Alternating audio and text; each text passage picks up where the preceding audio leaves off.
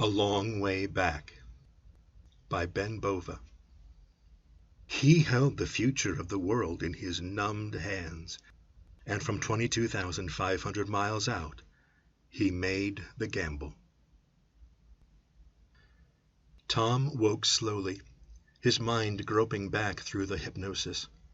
He found himself looking toward the observation port, staring at stars and blackness. The first man in space, he thought bitterly. He unstrapped himself from the acceleration seat, feeling a little wobbly in freefall. The hypnotic trance idea worked all right. The last thing Tom remembered was Arnoldson putting him under, here in the rocket's compartment, the old man's sad, soft eyes and quiet voice. Now 22,500 miles out, Tom was alone except for what Arnoldson had planted in his mind for post-hypnotic suggestion to recall. The hypnosis had helped him pull through the blast-off unhurt, and even protected him against the vertigo of weightlessness. "Yeah, it's a wonderful world," Tom muttered acidly. He got up from the seat cautiously, testing his coordination against zero gravity. His magnetic boots held to the deck satisfactorily. He was lean and wiry, in his early 40s, with a sharp, angular face and dark, somber eyes. His hair had gone dead white years ago. He was encased up to his neck in a semi-flexible spacesuit. They had squirmed him into it earthside because there was no room in the cramped cabin to put it on. Tom glanced at the tiers of instrument consoles surrounding his seat. No blinking red lights, everything operating normally. As if I could do anything about it if they went wrong. Then he leaned toward the observation port, straining for a glimpse of the satellite. The satellite. 5 sealed packages floating within a 300-foot radius of emptiness, circling the Earth like a cluster of moonlets. 5 pieces sent up in 5 robot rockets and placed in the same orbit, to wait for a human intelligence to assemble them into a power-beaming satellite. 5 pieces orbiting Earth for almost 18 years. Waiting for nearly 18 years while down below men blasted themselves and their cities and their machines into atoms, and forgot the satellite endlessly circling, waiting for its creators to breathe life into it. The hope of the world, Tom thought, and little Tommy Morris is supposed to make it work, and then fly home again. He pushed himself back into the seat. Jason picked the wrong man. Tom, can you hear me?" He turned away from the port and flicked a switch on the radio console. "Hello, Ruth. I can hear you." A hubbub of excitement crackled through the radio receiver, then the girl's voice. "Are you all right? Is everything—" "Everything's fine," Tom said flatly. He could picture the scene back at the station. Dozens of people clustered around the jury-rigged radio, Ruth working the controls, trying hard to stay calm when it was impossible to, brushing back that permanently displaced wisp of brown hair that stubbornly fell over her forehead. "Jason will be here in a minute," she said. "He's in the tracking shack, helping to calculate your orbit." Of course Jason will be here, Tom thought. Aloud he said, "He needn't bother. I can see the satellite packages. They're only a couple of 100 yards from the ship." Even through the radio he could sense the stir that went through them. "Don't get your hopes up," he warned silently. "Remember, I'm no engineer. Engineers are too valuable to risk on this job. I'm just a tool, a mindless screwdriver sent here to assemble this glorified tinker toy. I'm the muscle, Arnoldson is the nerve link, and Jason is the brain." Abruptly, Jason's voice surged through the radio speaker. "We did it, Tom! We did it!"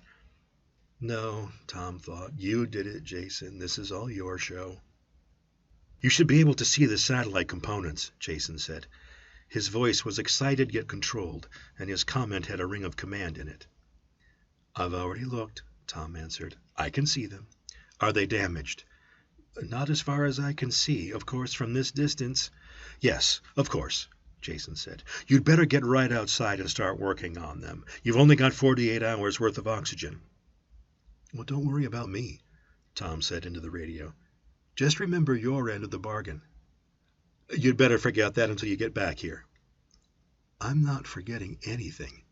"I mean, you must concentrate on what you're doing up there if you expect to get back alive." "When I get back, we're going to explore the bombed-out cities. You promised that. It's the only reason I agreed to this." Jason's voice stiffened. "My memory is quite as good as yours. We'll discuss the expedition after you return. Now you're using up valuable time and oxygen." "Okay. I'm going outside." Ruth's voice came back on. "Tom, remember to keep the ship's radio open or else your suit radio won't be able to reach us. And we're all here. Dr. Arnoldson, Jason, the engineers, if anything comes up, we'll be right here to help you." Tom grinned mirthlessly. "Right here, 22,500 miles away." "Tom?" "Yes, Ruth." "Good luck," she said, "from all of us." Even Jason, he wanted to ask, but instead said merely, "Thanks." He fitted the cumbersome helmet over his head and sealed it to the joints on his suit. A touch of a button on the control panel pumped the compartment's air into storage cylinders. Then Tom stood up and unlocked the hatch directly over his seat. Reaching for the handholds just outside the hatch, he pulled himself through, and after a weightless comic ballet managed to plant his magnetized boots on the skin of the ship. Then, standing, he looked out at the universe. Oddly, he felt none of the overpowering emotion he had once expected of this moment. Grandeur, terror, awe. No, he was strangely calm. The stars were only points of light on a dead black background. The earth was a fat crescent patched with colors. The sun, through his heavily tinted visor, was like the pictures he had seen at planetarium shows years ago. As he secured a lifeline to the grip beside the hatch, Tom thought that he felt as though someone had struck a reverse hypodermic into him and drained away all his emotions. Only then did he realize what had happened. Jason, the engineer, the leader, the man who thought of everything, had made Arnoldson condition his mind for this.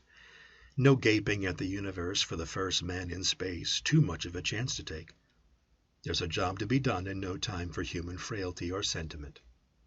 Not even that, Tom said to himself. He wouldn't even allow me one moment of human emotion. But as he pushed away from the ship and floated ghost-like toward the largest of the satellite packages, Tom twisted around for another look at Earth. I wonder if she looked that way before the war. Slowly, painfully, men had attempted to rebuild their civilization after the war had exhausted itself. But of all the things destroyed by the bombs and plagues, the most agonizing loss was man's sources of energy. The coal mines, the oil refineries, the electricity-generating plants, the nuclear power piles, all shattered into radioactive rubble. There could be no return to any kind of organized society while men had to scavenge for wood to warm themselves and to run their primitive machines. Then someone had remembered the satellite. It had been designed, before the war, to collect solar energy and beam it to a receiving station on Earth. The satellite packages had been fired into a 24-hour orbit, circling the Earth over a fixed point on the equator. The receiving station, built on the southeastern coast of the United States, saw the 5 units as a single second-magnitude star, low on the horizon all year, every year. Of course, the packages wavered slightly in their orbits, but not enough in 18 years to spread very far apart. A man could still put them together into a power-beaming satellite, if he could get there, and if they were not damaged, and if he knew how to put them together. Through months that stretched into years, over miles of radioactive wilderness, on horseback, on carts, on foot, those who knew about the satellite spread the word, carefully, secretly, to what was left of North America's scientists and engineers. Gradually they trickled into the once abandoned settlement. They elected a leader, Jason, the engineer, one of the few men who knew anything about rockets to survive the war and the lunatic bands that hunted down anyone suspected of being connected with pre-war science. Jason's first act was to post guards around the settlement. Then he organized the work of rebuilding the power receiving station and a man-carrying rocket. They pieced together parts of a rocket and equipment that had been damaged by the war. What they did not know, they learned. What they did not have, they built or cannibalized from ruined equipment. Jason sent armed foragers out for gasoline, charcoal, and wood. They built a ramshackle electricity generator. They planted crops and hunted the small game in the local underbrush. A major celebration occurred whenever a forager came back towing a stray cow or horse or goat. They erected fences around the settlement because more than once they had to fight off the small armies of looters and anti-scientists that still roved the countryside. But finally they completed the rocket, after exhausting almost every scrap of material and every ounce of willpower. Then they picked a pilot, Thomas H. Morris, age 41, former historian and teacher. He had arrived a year before the completion of the rocket after walking 1,300 miles to find the settlement. His purpose was to organize some of the scientists and explore the bombed-out cities to see what could be salvaged out of man's shattered heritage. But Tom was ideal for the satellite job, the right size, 5'6" and 130 pounds, no dependents, wife and 2 sons dead of radiation sickness. True, he had no technical background whatsoever, but with Arnoldson's hypnotic conditioning he could be taught all that was necessary for him to know. Maybe. Best of all, though, he was thoroughly expendable. So Jason made a deal with him. There could be no expeditions into the cities until the satellite was finished, because every man was needed at the settlement. And the satellite could not be finished until someone volunteered to go up in the rocket and assemble it. It was like holding a candy bar in front of a small child. He accepted Jason's terms. The earth turned, and with it the tiny spark of life alone in the emptiness around the satellite. Tom worked unmindful of time, his eyes and hands following Jason's engineering commands through Arnoldson's post-hypnotic directions, with occasional radio conferences. But his conscious mind sought refuge from the strangeness of space, and he talked almost constantly into his radio while he worked, talked about anything, everything, to the girl on the other end of the invisible link. And once the settlement is getting the power beamed from this contraption, we're going to explore the cities. Guess we won't be able to get very far inland, but we can still tackle Washington, Philadelphia, and New York. Plenty for us there. Ruth asked, "What were they like before the war?" "The cities? Oh, that's right, you're too young to remember. They were big, Ruth, with buildings so tall people called them skyscrapers." He pulled a wrench from its magnetic holder in the satellite's self-contained tool bin. "And filled with life. Millions of people lived in each one. All the people we have at the settlement could have lived on one floor of a good-sized hotel." "What's a hotel?" Tom grinned as he tugged at a pipe fitting. "You'll find out when you come with us. You'll see things you could never imagine." "I don't know if I'll come with you." He looked up from his work and stared earthward. "Why?" "Well, Jason, he says there isn't much left to see, and it's all radioactive and diseased." "Nonsense." "But Jason says—" Tom snorted. "Jason hasn't been out of the settlement for 6 years. I walked from Chicago to the settlement a year ago. I went through a dozen cities. They're wrecked, and the radioactivity count was higher than it is here at the settlement, but it's not high enough to be dangerous." "And you want to explore those cities? Why?"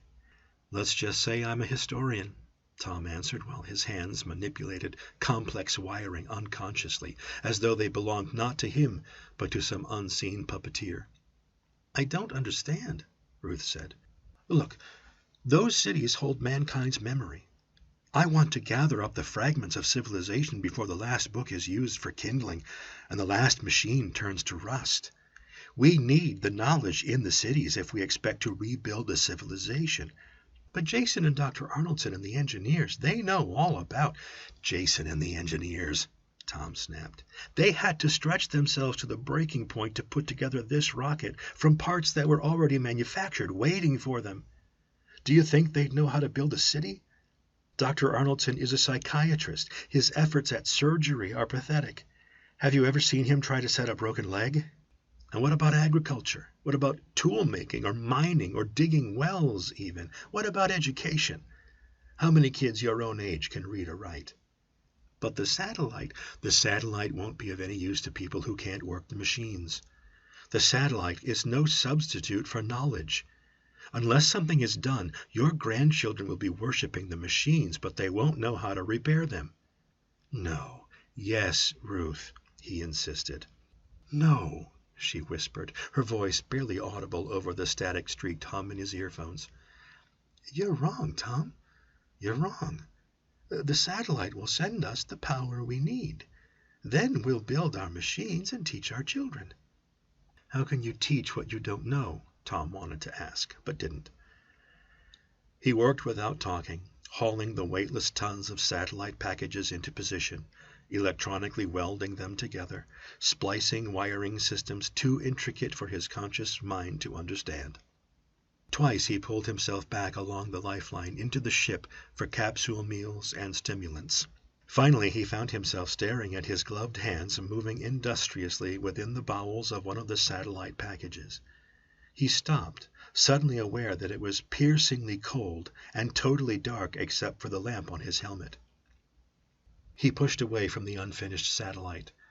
2 of the packages were assembled now. The big parabolic mirror and 2 other uncrated units hung nearby, waiting impassively. Tom groped his way back into the ship. After taking off his helmet and swallowing a couple of energy pills, he said to the ship's radio, "What time is it?" The abrupt sound of his own voice half startled him. "Nearly 4 a.m. It was Jason. "Earth's blotted out the sun," Tom muttered. "Getting damn cold in here." "You're in the ship?" "Yes. It got too cold for the suit." "Turn up the ship's heaters," Jason said. "What's the temperature in there?" Tom glanced at the thermometer as he twisted the thermostat dial as far as it would go. 49, he answered. He could sense Jason nod. "The heaters are on minimum power automatically unless you turn them up. It'll warm you up in a few seconds. How's the satellite?" Tom told him what remained to be done. "You're not even half through yet." Jason's voice grew fainter, and Tom knew that he was doing some mental arithmetic as he thought out loud. "You've been up about 20 hours. At the rate you're going, you'll need another 24 to finish the job. That will bring you very close to your oxygen limit." Tom sat impassively and stared at the gray metal and colored knobs of the radio. "Is everything going all right?" Jason asked. "How should I know? Ask Arnoldson." "He's asleep. They all are." "Except you." "That's right," Jason said. "Except me." "How long did Ruth stay on the radio?" "About 16 hours. I ordered her to sleep a few hours ago." "You're pretty good at giving orders," Tom said. "Someone has to." "Yeah." Tom ran a hand across his mouth. "Boy, could I use a cigarette. Funny I haven't even thought about them in years." "Look," he said to the radio, "we might as well settle something right now. How many men are you going to let me have?" "Don't you think you'd better save that for now and get back to work?" "It's too damn cold out there. My fingers are still numb. You could have done a better job on insulating this suit." "There are a lot of things we could have done," Jason said, "if we had the material." "How about the expedition? How many men can I have?" "As many as you can get," the radio voice answered. "I promised I won't stand in your way once the satellite is finished and operating."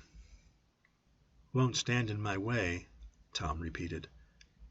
"That means you won't encourage anyone either." Jason's voice rose a trifle. "I can't encourage my people to go out and risk their lives just because you want to poke around some radioactive slag heaps. You promised that if I put the satellite together and got back alive, I could investigate the cities. That was our deal." "That's right. You can." and anyone foolish enough to accompany you can follow along." "Jason, you know I need at least 25 armed men to venture out of the settlement." "Then you admit it's dangerous?" the radio voice crackled. "Sure, if we meet a robber band. You've sent out enough foraging groups to know that. And we'll be traveling hundreds of miles. But it's not dangerous for the reasons you've been circulating: radioactivity and disease germs and that nonsense. There's no danger that one of your own foraging groups couldn't handle. I came through the cities last year alone, and I made it." Tom waited for a reply from the radio, but only the hissing and crackling of electrical disturbances answered him.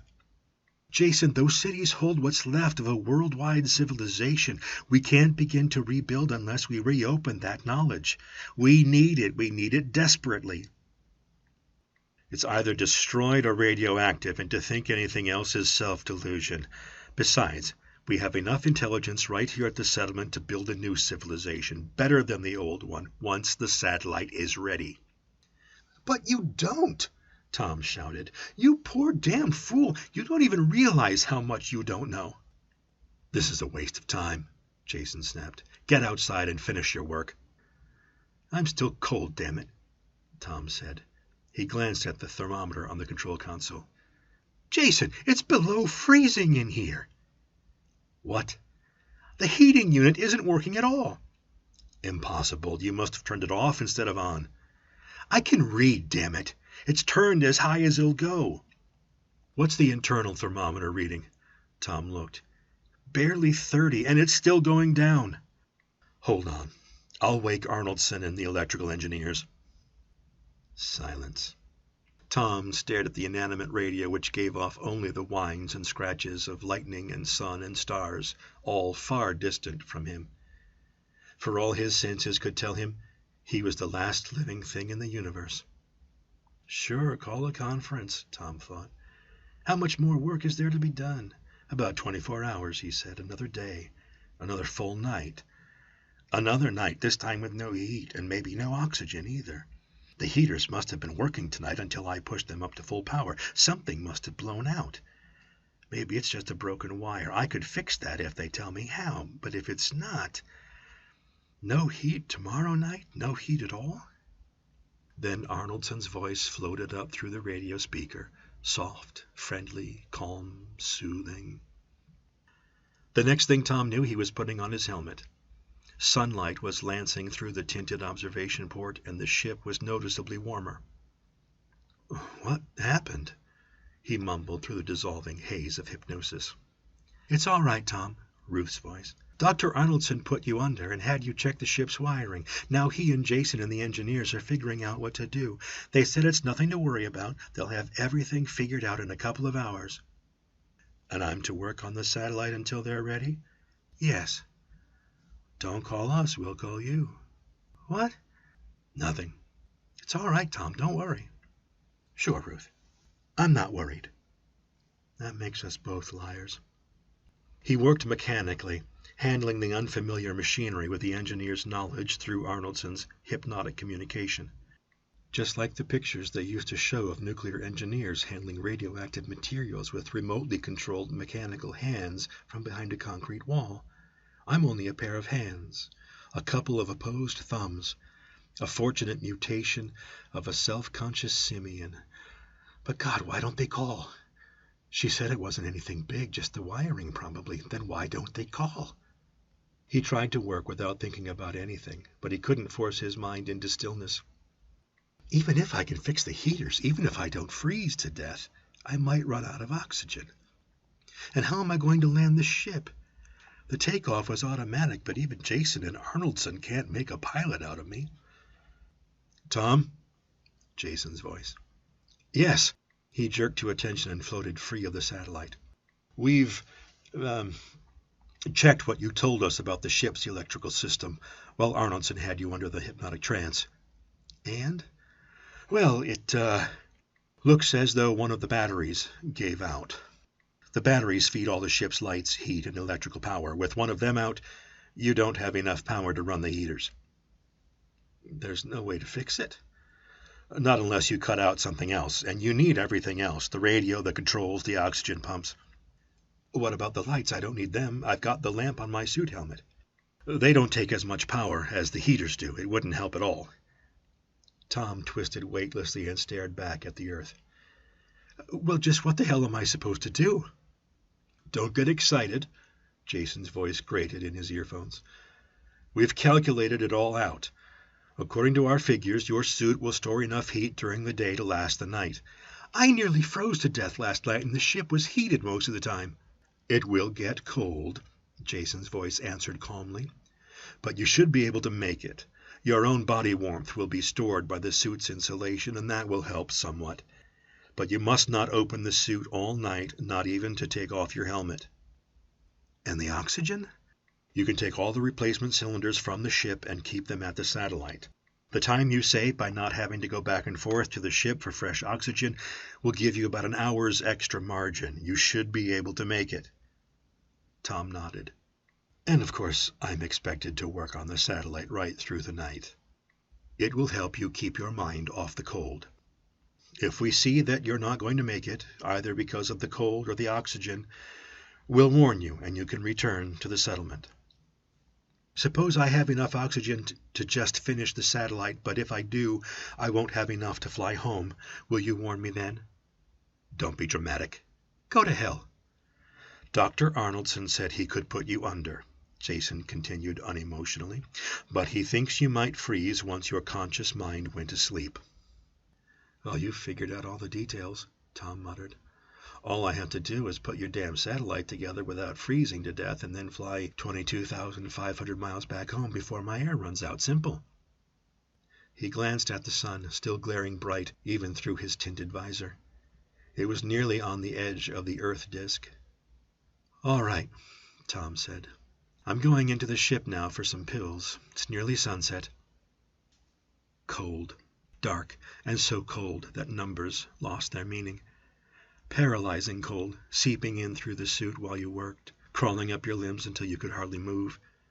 The whole universe hung up in the sky and looked down on the small, cold figure of a man struggling blindly with machinery he could not understand.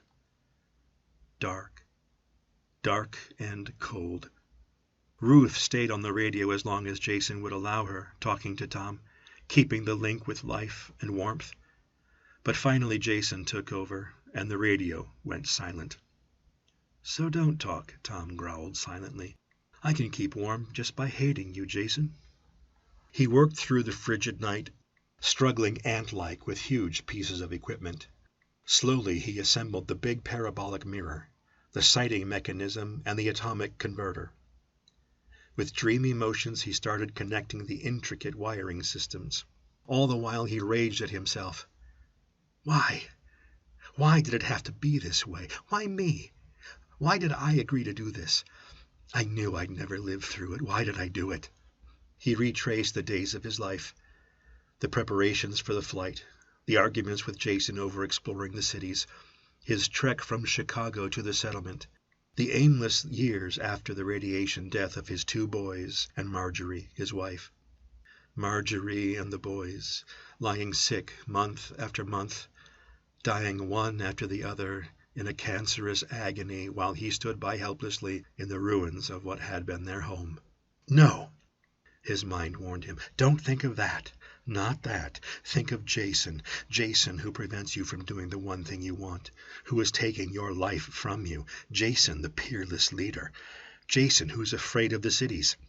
Why? Why is he afraid of the cities? That's the hub of everything down there. Why does Jason fear the cities? It wasn't until he finished connecting the satellite's last unit, the sighting mechanism, that Tom realized the answer. One answer, and everything fell into place. Everything except what Tom Morris was going to do about it. Tom squinted through the twin telescopes of the sighting mechanism again, then pushed away and floated free, staring at the earth bathed in pale moonlight. What do I do now? For an instant he was close to panic, but he forced it down. Think, he said to himself. You're supposed to be a Homo sapiens. Use that brain. Think. The long night ended. The sun swung around from behind the bulk of earth. Tom looked at it as he felt its warmth penetrating the insulated suit, and he knew it was the last time he would see the sun. He felt no more anger. Even his hatred of Jason was drained out of him now. In its place was a sense of finality. He spoke into his helmet mic. "Jason, he is in conference with the astronomers," Dr. Arnoldson's voice. "Get him for me, please." A few minutes of silence broken only by the star whisperings in his earphones. Jason's voice was carefully modulated. "Tom, you made it." "I made it, and the satellite's finished." "It's finished? Good. Now what we have to do—" "Wait," Tom interrupted. "It's finished, but it's useless." "What?" Tom twisted around to look at the completed satellite, its oddly angled framework and bulbous machinery glinting fiercely in the newly risen sun. "After I finished it, I looked through the sighting mechanism to make certain the satellite's transmitters were correctly aimed at the settlement. Nobody told me to, but nobody said not to, either, so I looked. It's a simple mechanism. The transmitters are pointed smack in the middle of Hudson's Bay." "You're sure?" "Certainly." "You can rotate the antennas." "I know. I tried it. I can turn them as far south as the Great Lakes." A long pause. "I was afraid of this," Jason's voice said evenly. "I'll bet you were," Tom answered to himself. "You must have moved the satellite out of position while assembling its components." "So my work here comes to nothing because the satellite's power beam can't reach the settlement's receivers?" Not unless you use the ship to tow the satellite into the proper orbital position," Jason stammered. "Well, you actually went through with it," Tom thought. Aloud he said, "But if I use the ship's engine to tow the satellite, I won't have enough fuel left to get back to Earth, will I? Not to mention oxygen." A longer pause. "No." "I have 2 questions, Jason. I think I know the answers to them both, but I'll ask you anyway. 1, you knew this would happen, didn't you?" "What do you mean?" "You've calculated this insane business down to the last drop of sweat," Tom grumbled. "You knew that I'd knocked the satellite out of position while I was working on it, and the only way to get it back in the right orbit would be for me to tow it back and strand myself up here. This is a suicide mission, isn't it, Jason?" "That's not true." "Don't bother defending yourself. I don't hate you anymore, Jason. I understand you, damn it. You made our deal as much to get rid of me as to get your precious satellite put together. No one can force you to tow the satellite. Sure, I can leave it where it is and come back home. If I can fly this ship, which I doubt. And what would I come back to? I left a world without power. I'd return to a world without hope. And some dark night one of your disappointed young goons would catch up with me. And no one would blame him, would they?" Jason's voice was brittle. "You'll tow it into position?" "After you answer my second question," Tom countered. "Why are you afraid of the cities?" "Afraid? I'm not afraid." "Yes, you are. Oh, you could use the hope of exploring the cities to lure me up here on this suicide job, but you knew I'd never be back to claim my half of the bargain. You're afraid of the cities, and I think I know why. You're afraid of the unknown quantity they represent, distrustful of your own leadership when new problems arise. We've worked for more than 10 years to make this settlement what it is," Jason fumed. "We fought and died to keep those marauding lunatics from wrecking us. We are mankind's last hope. We can't afford to let others in. They're not scientists. They wouldn't understand. They'd ruin everything." Mankind's last hope, terrified of men. Tom was suddenly tired, weary of the whole struggle. But there was something he had to tell them. "Listen, Jason," he said. "The walls you've built around the settlement weren't meant to keep you from going outside. You're not a self-sufficient little community. You're cut off from mankind's memory, from his dreams, from his ambitions. You can't even start to rebuild a civilization. And if you do try, don't you think the people outside will learn about it? Don't you think they've got a right to share in whatever progress the settlement makes? And if you don't let them, Don't you realize that they'll destroy the settlement? Silence. I'm a historian, Tom continued, and I know that a civilization can't exist in a vacuum. If outsiders don't conquer it, it'll rot from within. It's happened to Babylonia, Greece, Rome, China, even, over and over again. The Soviets built an iron curtain around themselves and wiped themselves out because of it. Don't you see, Jason, there are only two types of animals on this planet, the gamblers and the extinct. It won't be easy to live with the outsiders. There'll be problems of every type. But the alternative is decay and destruction. You've got to take the chance. If you don't, you're dead. A long silence. Finally, Jason said, You've only got about a half-hour's worth of oxygen left. Will you tow the satellite into the proper position?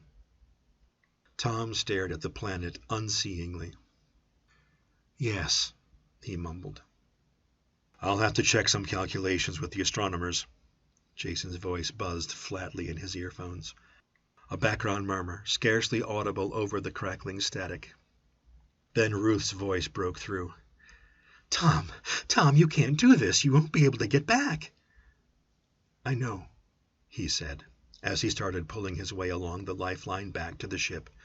No, come back, Tom, please, come back. Forget the satellite. Come back and explore the cities. I'll go with you. Please don't die, Tom. Please don't die. Ruth, you're too young to cry over me. I'll be all right, don't worry. No, it isn't fair. It never is, Tom said. Listen, Ruth, I've been dead a long time. Since the bombs fell, I guess. My world died then, and I died with it. When I came to the settlement, when I agreed to make this flight, I think we all knew I'd never return, even if we wouldn't admit it to ourselves. But I'm just one man, Ruth, one small part of the story. The story goes on, with or without me. There's tomorrow. Your tomorrow. I've got no place in it, but it belongs to you. So don't waste your time crying over a man who died 18 years ago. He snapped off his suit radio and went the rest of the way to the ship in silence. After locking the hatch and pumping air back into the cabin, he took off his helmet. Good, clean, canned air, Tom said to himself. Too bad it won't last longer. He sat down and flicked a switch on the radio console. All right, do you have those calculations ready? In a few moments, Arnoldson's voice. 10 minutes later, Tom re-emerged from the ship and made his ghost-like way back to the satellite's sighting mechanism. He checked the artificial moon's position, then went back to the ship. On course, he said to the radio. The transmitters are pointing a little northwest of Philadelphia. Good, Arnoldson's voice answered. Now your next blast should be 3 seconds duration in the same direction? No, Tom said. I've gone as far as I'm going to. What? I'm not moving the satellite any farther. But you still have not enough fuel to return to Earth. Why are you stopping here? I'm not coming back, Tom answered. But I'm not going to beam the satellite's power to the settlement, either. What are you trying to pull? Jason's voice, furious, panicky. It's simple, Jason. If you want the satellite's power, you can dismantle the settlement and carry it to Pennsylvania. The transmitters are aimed at some good farming country and within miles of a city that's still half intact. You're insane! Not at all. We're keeping our deal, Jason. I'm giving you the satellite's power, and you're going to allow exploration of the cities. You won't be able to prevent your people from rummaging through the cities now.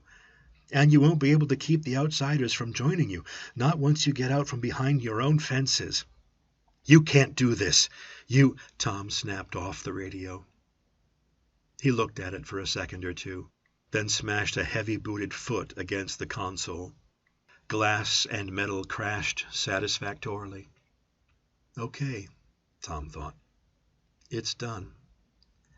Maybe Jason's right and I'm crazy, but we'll never know now. In a year or so, they'll be set up outside Philadelphia, and a lot better for it. I'm forcing them to take the long way back, but it's a better way. The only way, maybe. He leaned back in the seat and stared out the observation port at the completed satellite. Already it was taking in solar energy and beaming it earthward. In 10 years, they'll send another ship up here to check the gadget and make sure everything's okay. Maybe they'll be able to do it in 5 years. Makes no difference. I'll still be here. The end.